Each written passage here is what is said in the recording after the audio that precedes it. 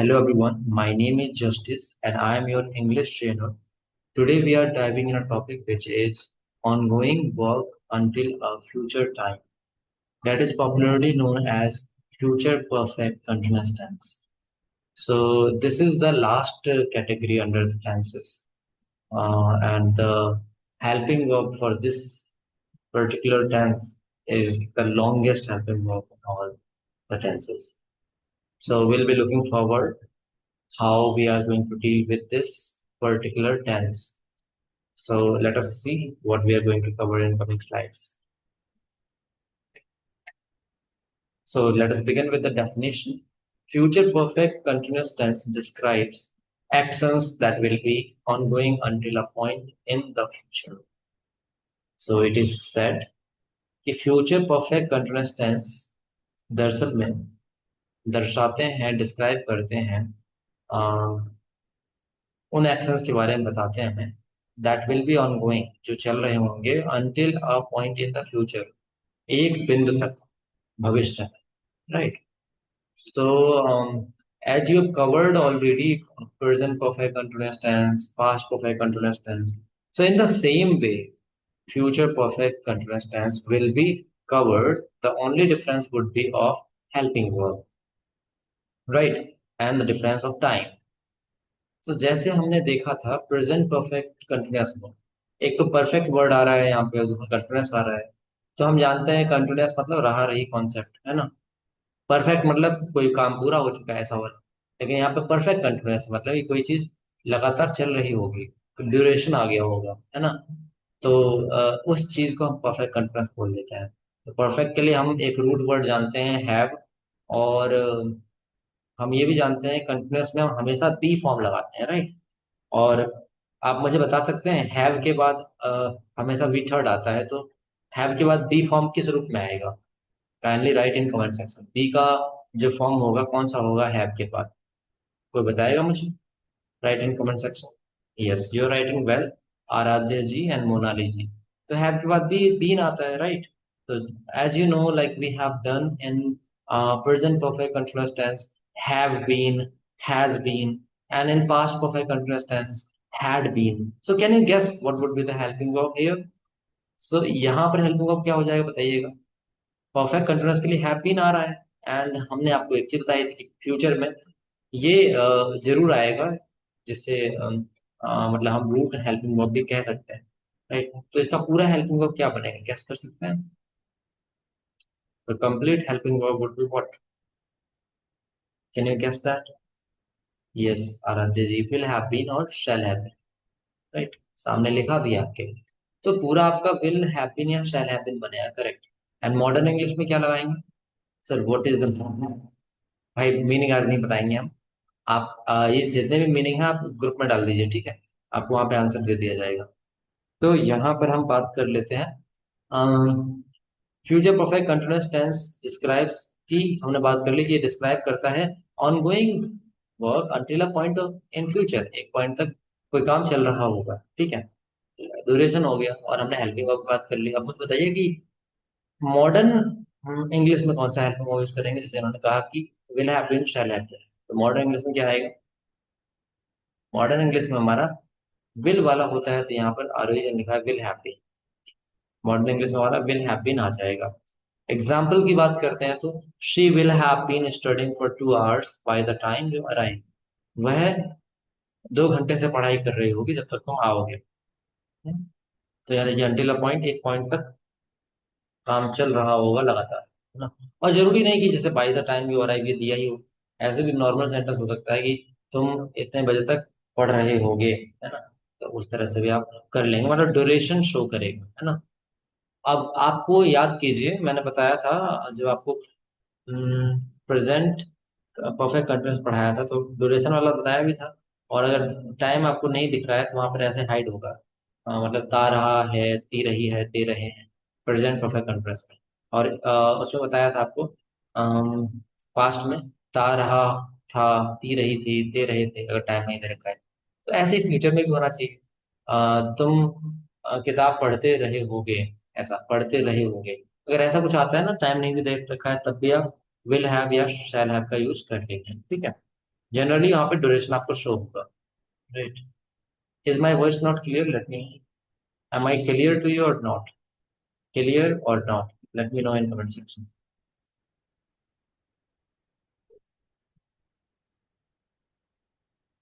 Clear, okay. Definition.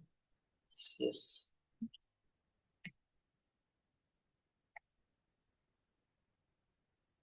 Definition we have seen. Now we'll see that when we will use this particular tense. Sometime taking. So when to use this?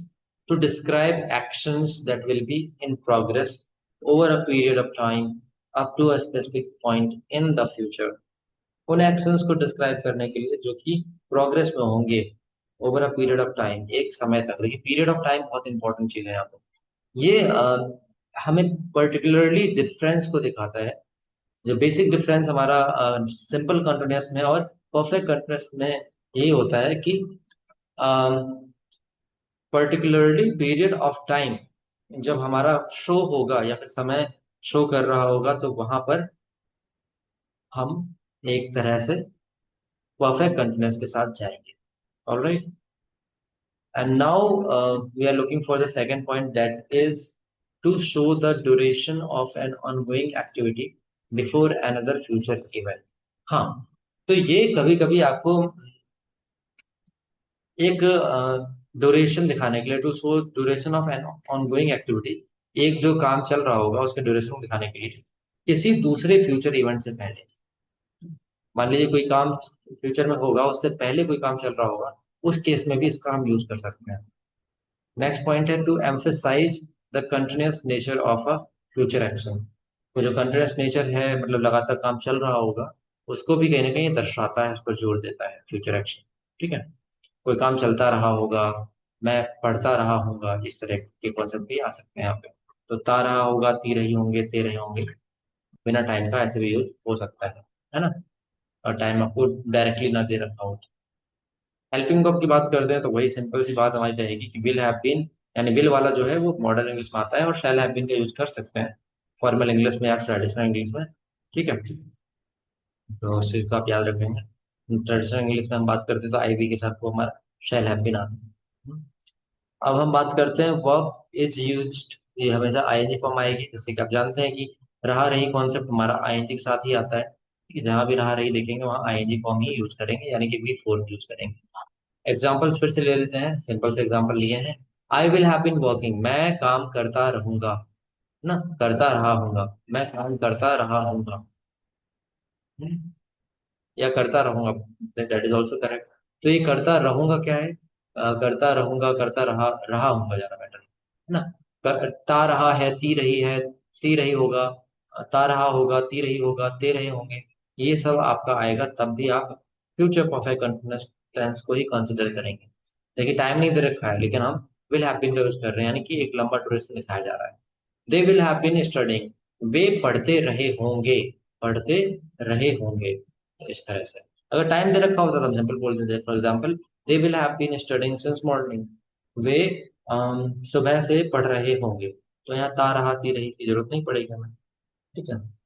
तो ता रहा ती रही आ जाता है तो वो शो कर देता है कि ये एक्चुअली नॉर्मल कंटिन्यूस नहीं है, ये आपका परफेक्ट कंटिन्यूस. टाइम एक्सप्रेशन की बात कर लेते हैं, क्या यूज होने वाले हैं. तो आपको पहले भी बताया जा चुका है सिंस. आप मुझे ट्रिक बताइएगा, सिंस की ट्रिक क्या है, कमेंट सेक्शन में टाइप कीजिएगा. तो since for specific point in time, जैसे कि सिंस 6 AM, सिंस मंडे. और फॉर जो है फॉर ड्यूरेशन हो जाएगा, यानी for 2 hours, for many weeks, ऐसे.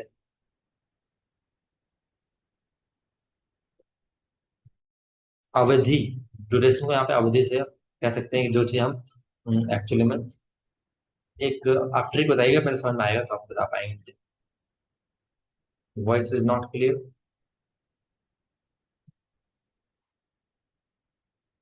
Just a minute. Is my voice clear now?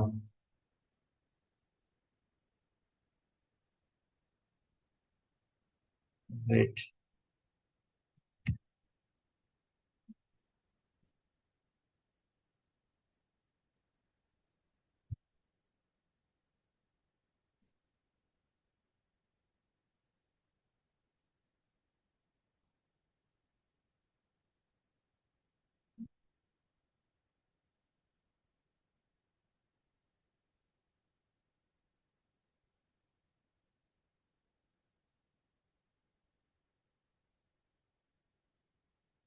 Is my voice clear now? Late me no.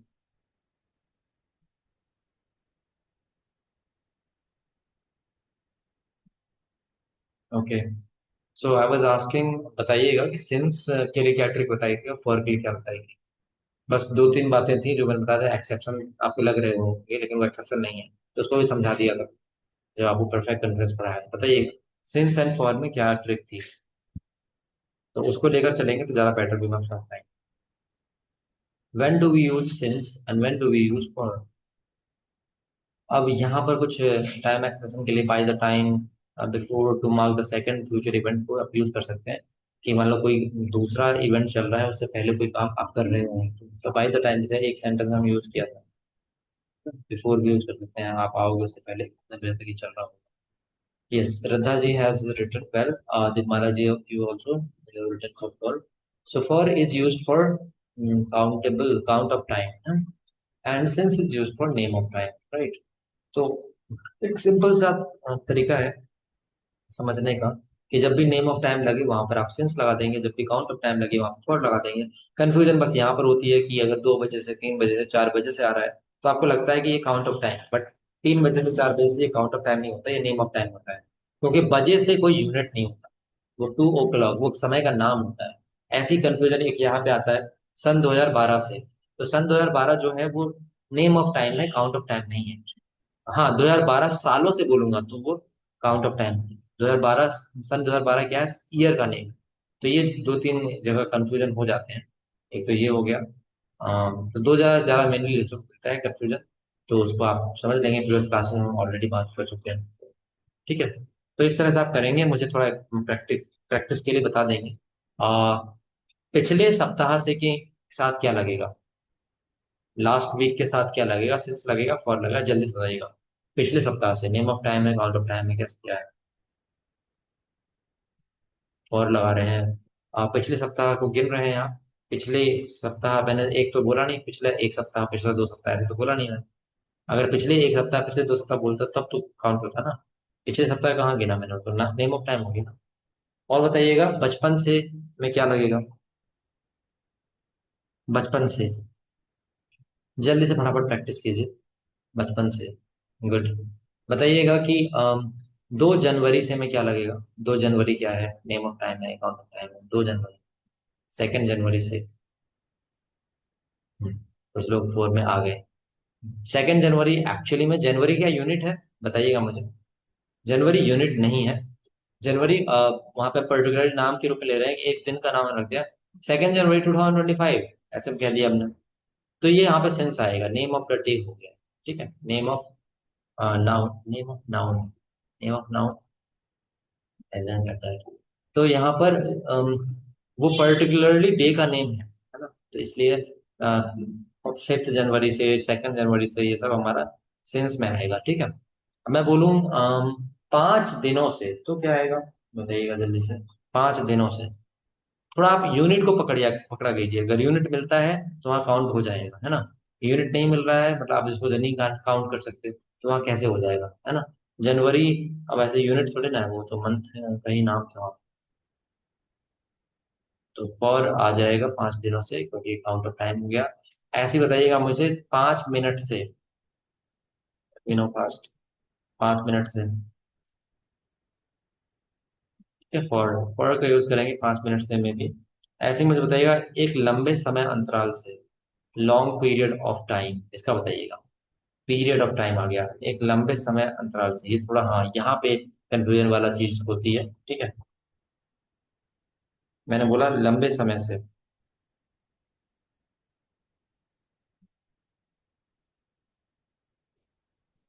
जल्दी से बताइएगा. लंबे समय से. सोचिए समझिए और उत्तर दीजिए. बिल्कुल. तो यहाँ पे लंबे समय से सभी लोग, आप लोग सेंस बोल रहे हैं, ऑफ कोर्स. जब हम बात करते हैं यहाँ पे काउंट हो नहीं रहा, तो हम यहाँ पे सेंस के साथ चले जाएंगे. Long time, sense a long ऐसे बोल देते हैं. सेंस अ लॉन्ग टाइम, है ना. और बता सकते हैं मुझे, और बताइएगा तब से, जब से तुम मुझे मिले हो. पूरा लिखने की जरूरत नहीं, सेंस या फॉर्म बताइए. तब से, जब से तुम मुझे मिले हो, सिंस या फॉर क्या आएगा?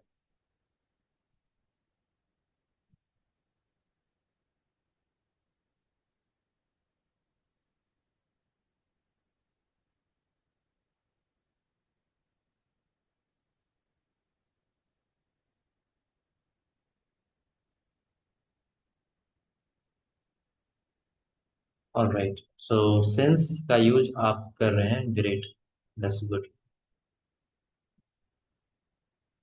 तो यहाँ पर आपने इसको कर लिया है। I hope things are clear to you. एक बार थम्स अप दीजिएगा कमेंट सेक्शन में, या फिर क्लियर बोलिएगा, क्लियर है, समझ पाए हैं तो। ठीक है, आगे बढ़ते हैं। तो अफर्मेटिव सेंटेंसेस की बात कर लेते हैं। अफर्मेटिव सेंटेंस इसमें सिंपल सा स्ट्रक्चर रहेगा, नोट डाउन कीजिएगा। Subject plus will have been, और ट्रेडिशनल इंग्लिश में बात कर रहे हैं तो शैल हैव बीन लगा सकते हैं, बट मॉडर्न इंग्लिश में आप चलेंगे तो विल हैव बीन हो जाएगा, नोट कीजिएगा। एंड वर्ब के साथ आईएनजी फॉर्म आएगा। एंड देन टाइम दे रखा है अगर पर्टिकुलरली, तो सिंस और फॉर के साथ टाइम लगा देंगे। ठीक है, एग्जाम्पल के लिए, एग्जाम्पल हम देखते हैं यहाँ पर। I will have been reading for an hour by 9 AM। तो मैं 1 घंटे से पढ़ रहा हूँगा 9 बजे तक। मैं 1 घंटे से पढ़ रहा हूँगा 9 बजे तक। मैं 9 बजे तक 1 घंटे से पढ़ रहा हूँ। Now second is, she will have been working since morning. वह सुबह से काम कर रही हो। ठीक है, तो इस वे में आप कर लेंगे। अगर समझ में आया है तो एक बार चेक करते हैं, अपनी नॉलेज को बताएंगे आप मुझे। हम अ, कल से विद्यालय जा रहे होंगे। कल से याद रखेंगे, नेम ऑफ टाइम आएगी, सेंस ऑफ वर्ड डिसाइड कीजिएगा। हम कल से विद्यालय जा रहे हैं। Do past.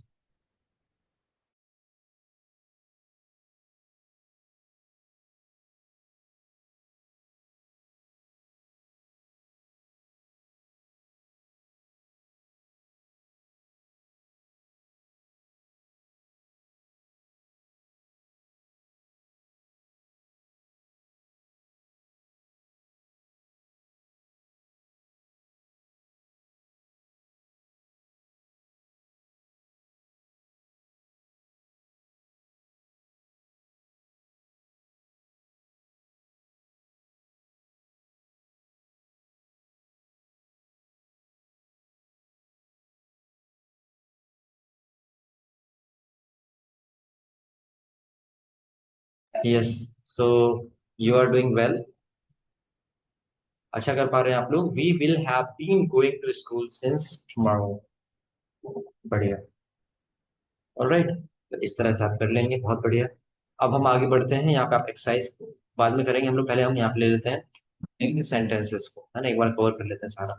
तो याद रखेंगे, यहाँ पे बहुत ज्यादा कंफ्यूजन होता है। जैसे आप लोग करते ही हैं, पहले भी आपने गलती की, जैसे विल बी में विल बी नॉट कर रहे थे कुछ लोग, ऐसे ही मैंने आगे पढ़ाया था, विल हैव नॉट कर रहे थे, या नॉट विल हैव कर रहे थे। तो ये सब तरीके नहीं चलेंगे। सिंपल सा कॉन्सेप्ट है, समझेंगे। पहले भी बता चुका हूँ कि जब आपका एक से ज्यादा वर्ड आता है हेल्पिंग वर्ब में, तो उसको दो कैटेगरी में बांट लिया कीजिए। फर्स्ट कैटेगरी का नाम दे दीजिए रूट हेल्पिंग वर्ब। आप चाहे तो लिख लीजिए अभी, है ना, जो आपको हेल्प करेगा, बाद में आप भूल जाएंगे। तो पहली कैटेगरी आप लिखेंगे, दो कॉलम बना लेंगे ऐसा, जैसे एक से ज्यादा हेल्पिंग वर्ब आते हैं ना, तो पहली कैटेगरी का नाम डाल लेंगे। फर्स्ट कैटेगरी में हमारा आएगा रूट हेल्पिंग वर्ब, है ना, रूट हेल्पिंग वर्ब, या ऑक्सिलरी वर्ब भी बोल सकते हैं, एच भी डाल सकते हैं आप शॉर्ट में। Root helping verb, root, ROOT HB, helping verb मतलब HB। और दूसरे कॉलम में आप लिखेंगे, मतलब वहां पर लिखेंगे द रिमेन्ड पार्ट, या फिर सफिक्स भी डाल सकते हैं उसको, है ना, द रिमेन्ड पार्ट या फिर सफिक्स। तो जो हेल्पिंग वर्ब का सफिक्स होगा रूट के जो साथ आएगा, उसको हम आगे लिखेंगे। तो अब समझेंगे रूट हेल्पिंग वर्ब क्या होता है। रूट हेल्पिंग वर्ब जो होता है, फर्स्ट जो हेल्पिंग वर्ब होता है वही होता है। ठीक है, तो नीचे आप डाल लेंगे जो आपने डाला है रूट हेल्पिंग वर्ब में, नीचे डाल लेंगे फर्स्ट वर्ड, है ना, फर्स्ट वर्ड।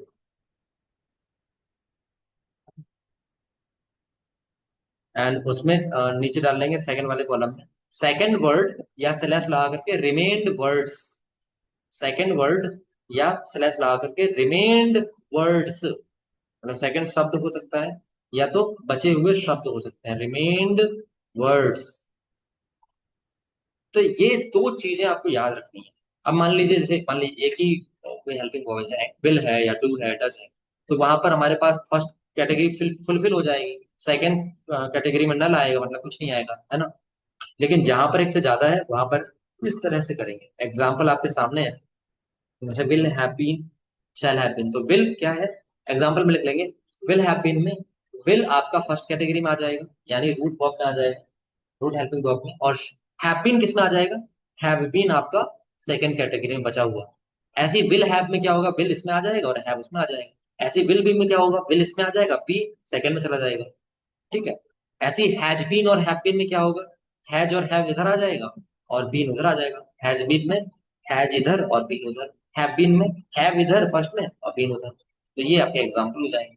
अब मान लीजिए वॉज, वॉज वाला है, जैसे मान लीजिए केवल वॉज आता है, तो वॉज इधर आएगा, वर भी फर्स्ट में ही आएगा, है ना, तो उधर कुछ नहीं बचेगा, उधर नल रहेगा।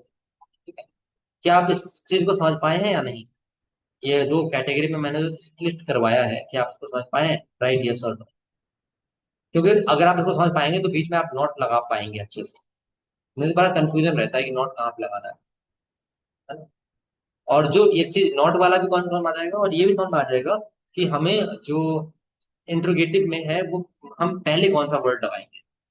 तो आप हमेशा याद रखेंगे, इंट्रोगेटिव में पहले हम रूट वर्ब ही लगाते हैं। आप चाहें तो नोट डाल के डाल सकते हैं कहीं पर भी। इंट्रोगेटिव सेंटेंस में हम हमेशा root helping, root H B ही लगाते हैं, है ना। इंट्रोगेटिव में स्टार्टिंग कहाँ से होता है, रूट एच बी यानी रूट हेल्पिंग वर्ब या ऑक्सिलरी वर्ब्स लगाते हैं। ठीक है। My voice is not clear. Is it clear now?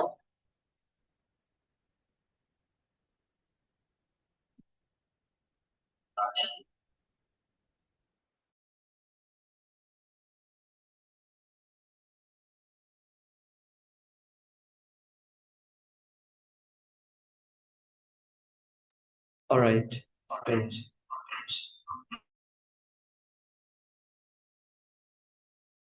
My voice is clear now. Let me know. It's not clear. Voice is not clear. I guess it must be clear. No. Okay. Okay. Wait.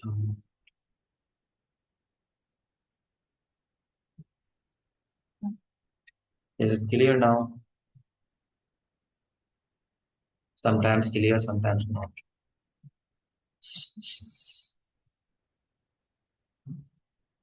Hmm. Okay, it's clear. So now let us understand once again. मैं क्या कह रहा था, मैं कह रहा था कि अगर आप रूट हेल्पिंग वर्ब समझ गए ना और सेकंड कैटेगरी समझ गए, तो आपको इंट्रोगेटिव में मैंने बोला था पॉइंट अगर डालना चाहे डाल सकते हैं। जब कभी कोई इंट्रोगेटिव बनता है तो वो रूट हेल्पिंग वर्ब ही आगे आता है।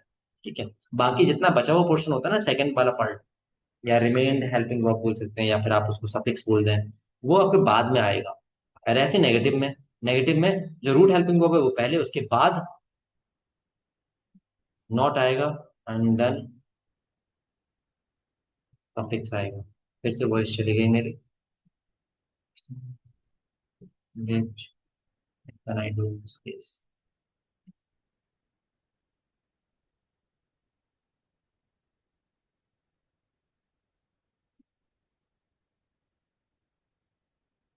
Voice breaking, voice breaking. Is it still breaking? Anti-cleared? Sometimes breaking. Is it clear now or shall I change the Wi-Fi? Is it clear? No? Yes or no?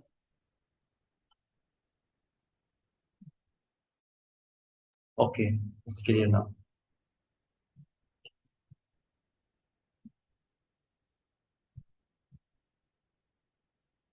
So negative की बात हम कर लेते हैं, तो यहाँ पे हमने देखा विल नॉट हैव बीन, यहाँ पे आ जाएगा subject plus will not have been या शैल नॉट हैव बीन, लिख लेंगे स्ट्रक्चर, एंड देन वर्ब के साथ ING and plus since of word and then time आ जाएगा। एग्जाम्पल्स की बात करते हैं तो he will not have been waiting since 8 AM, वह 8 बजे से यानी सुबह के 8 बजे से इंतजार नहीं कर रहा होगा। ठीक है।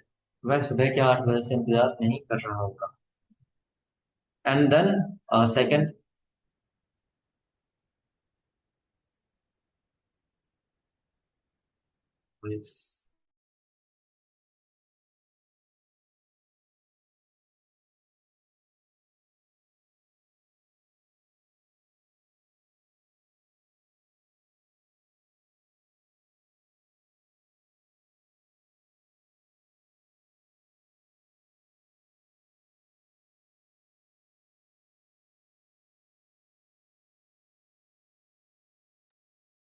Is it clear now? Too much time is being wasted due to network error.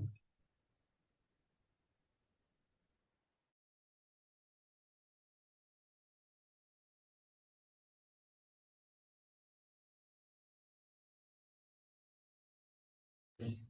My voice must be clear now. Yes, Deepmala ji, I understand. Things are really worse here regarding the network. I've been perpetually facing the same problem. I shall change the location. Okay, my voice is clear now. Let me know. Okay, तो इन negative में हमने ये देख लिया था। एक बार और देख लेते हैं।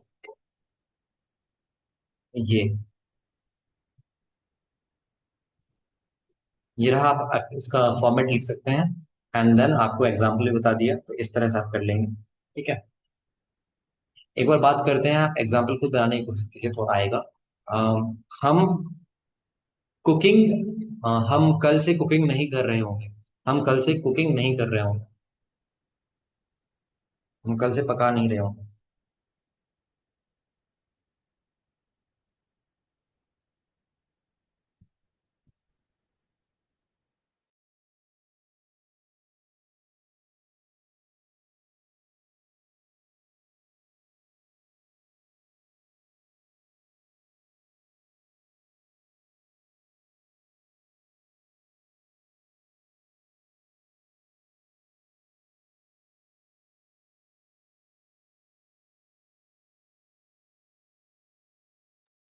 Yes, we will not have been cooking since tomorrow.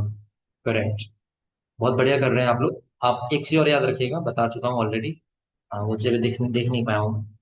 यहाँ पर आप शॉर्ट फॉर्म का भी यूज कर सकते हैं, राइट। हाँ, एक लोगों ने दिखाया, दीपमाला जी ने, great. Short form want have भी आप कर सकते हैं, वॉन्ट हैव बीन। यहाँ पर लास्ट में किसने गलती की है, आपने want will not have cooking कर दिया है, आरोही जी। बीन आपने यहाँ पर नहीं लिखा है, बीन जरूर लिखेंगे, ठीक है, क्योंकि ये कंटिन्यूस में है ना। तो शैल नॉट हैव बीन या विल नॉट हैव बीन, है ना। विल नॉट हैव बीन का यूज करेंगे मॉडर्न इंग्लिश में। तो इस चीज को याद रखेंगे, don't repeat the same mistake again. Alright, interrogative की बात करते हैं, तो देखिएगा, रूट वर्ब वाला कॉन्सेप्ट समझाया था आपको, रूट हेल्पिंग वर्ब का, है ना। तो यहाँ पर रूट हेल्पिंग वर्ब का कॉन्सेप्ट लग गया। विल या शैल, यानी फर्स्ट वर्ड आगे आ गया, बाकी सब्जेक्ट बाद में, और जो बचा है उसके बाद हमारा हैव बीन जो बचा था वो लिख दिया हम, प्लस वर्ब के साथ आईएनजी और sense of word, and then time होगा, लग जाएगा सब। लास्ट में क्वेश्चन मार्क जरूर लगाएंगे। एग्जाम्पल की बात करें तो, will she have been studying since morning. क्या वह सुबह से पढ़ रही होगी, will she have been studying since morning. क्या हम 2 घंटे से काम कर रहे होंगे, will we have been working for 2 hours. Voice.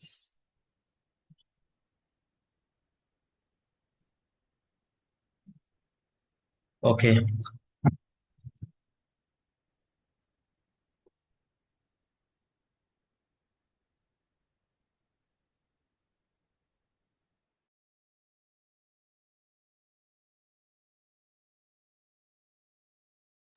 Is it clear now?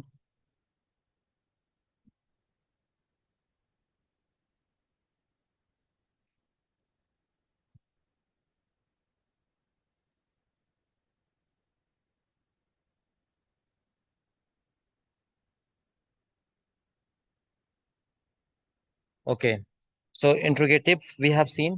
तो यहाँ पर पहले विल या शैल का यूज कर रहे हैं, उसके बाद सब्जेक्ट लगा रहे हैं, एंड देन हैव बीन का यूज कर रहे हैं, राइट। एंड वर्ब के साथ आईएनजी फॉर्म लगेगी और सिंस और फॉर के साथ टाइम आएगा, लास्ट में क्वेश्चन मार्क आ जाएगा। तो क्या वह सुबह से पढ़ रही होगी, will she have been studying since morning. और क्या वह क्या हम 2 घंटे से काम कर रहे होंगे, will we have been working for 2 hours. तो ऐसे आप कर लेंगे। बताइएगा एक एग्जाम्पल, क्या राहुल 2 बजे से कक्षा ले रहा होगा। कक्षा लेना क्या, अटेंड द क्लास कर सकते हैं, अटेंडिंग द क्लास या लेक्चर। क्या राहुल 2 घंटे से कक्षा ले रहा होगा। बताएंगे जल्दी से। क्या राहुल 2 घंटे से क्लास ले रहा होगा?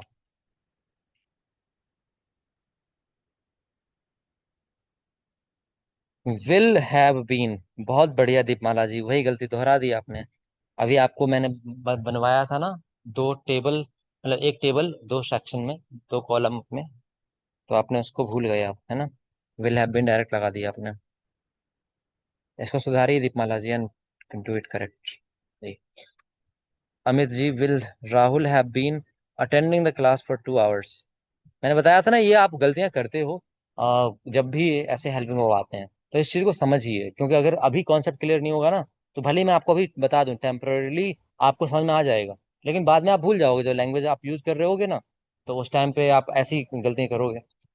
तो इस कॉन्सेप्ट को क्रिस्टल क्लियर कीजिए, आप लिख लीजिए कि जब भी हमारा हेल्पिंग वर्ब एक से ज्यादा वर्ड का होता है, तो वहां पर पहला वाला वर्ड हम लेते हैं, जो हमने इसको नाम दिया है रूट हेल्पिंग वर्ब। उसको हम इधर उधर कर सकते हैं, जैसे इंट्रोगेटिव में आगे कर देंगे, या नेगेटिव है तो उसके बाद ही नॉट लगेगा। बाकी जितना बचा हुआ है वो बाद में लिखा जाएगा। ये चीज आप याद रखेंगे, ठीक है। सो डोंट फॉरगेट दिस, ठीक है। तो जिन लोगों ने किया है, will Rahul have been attending the class for 2 hours. Hours होगा, आवर नहीं होगा, राधा चौहान जी, ठीक है, आवर्स, क्योंकि 2 घंटे प्लूरल होते हैं। क्योंकि अगर 1 घंटा होता तो एन आवर लगा देते, बट 2 घंटे हैं, प्लूरल हो गया। तो will Rahul have been attending, attached कर दिया है आरोही जी ने, attending the class for 2 hours. Hours की स्पेलिंग भी गलत लिखी है, HOURS। इतनी जल्दबाजी क्यों है, ठीक है। तो इस तरह से कर लेंगे। अब बताते हैं, नेगेटिव की बात करते हैं हम लोग। तो नेगेटिव में हम देखेंगे स्ट्रक्चर, तो विल या शैल आगे आएगा, एंड देन सब्जेक्ट के बाद नॉट लगेगा। याद रखेंगे, यहाँ पर भी कंफ्यूजन हो सकता है।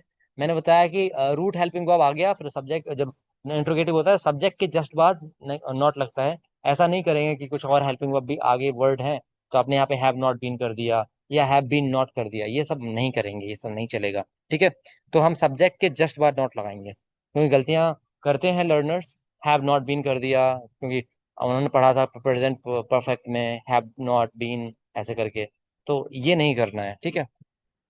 विल नॉट हैव बीन होता है, तो इसमें क्या हो गया, इंट्रोगेटिव प्लस नेगेटिव बना रहे हैं, तो विल और शैल तो आगे आ गया, तो सब्जेक्ट के बाद नॉट आ जाएगा और हैव बीन बाद में आएगा, एंड वर्ब के साथ आईएनजी, फिर सिंस और फॉर। तो स्ट्रक्चर लिख लेंगे, will shall plus subject plus not have been plus verb plus ING and plus since for, और टाइम तो आएगा ही उसके साथ, और लास्ट में क्वेश्चन मार्क लगा देंगे, ठीक है। तो इसको आप करने की कोशिश कर सकते हैं। आप यहाँ पर देखेंगे तो यहाँ पे वांट का भी यूज कर लेंगे, कोई दिक्कत नहीं, ठीक है। विल नॉट का वांट होता है, शैल नॉट का सेंट होता है, बता चुका हूँ ऑलरेडी। तो मुझे बताइएगा, क्या तुम 3 दिन से आ, क्लास नहीं ले रहे होगे? क्या तुम 3 दिन से क्लास नहीं ले रहे होगे?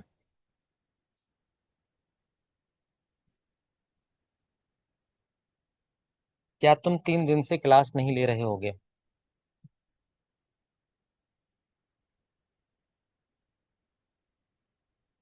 Deepmala ji, now you done well. Won't you have been attending the class for last, नहीं लास्ट क्यों लगा दिया, या पिछले 3 दिन की बात ही नहीं की मैंने। और एक बात बताओ, इंटरेस्टिंग बात यह है कि फ्यूचर में पिछले 3 दिन पिछला दिन आ ही नहीं सकता, क्योंकि पिछला दिन तो पास्ट में हो जाता है ना, तो इसलिए। विल यू नॉट हैव, ये दिव्यांशी जी आपने गलती कर दी, मैं वही तो बात कर रहा था, हैव नॉट बीन देखिए इन्होंने कर दिया। Will you not have been होगा, हैव नॉट बीन कर दिया ना, ये आदत नहीं जाएगी ऐसे, इसको प्रैक्टिस कीजिए। जब हम मैंने बताया, फिर से बता रहा हूँ, कि जब हमारा एक से ज्यादा हेल्पिंग वर्ब, मतलब वर्ड आता है हेल्पिंग वर्ब में, तो पहला वाला जो वर्ड होता है उसको हम रूट हेल्पिंग वर्ब कह देते हैं, फर्स्ट कैटेगरी वाला। और देन हम उसके जस्ट बाद नॉट लगाते हैं नॉर्मल वाले नेगेटिव में। बट इंट्रोगेटिव में क्या हो गया,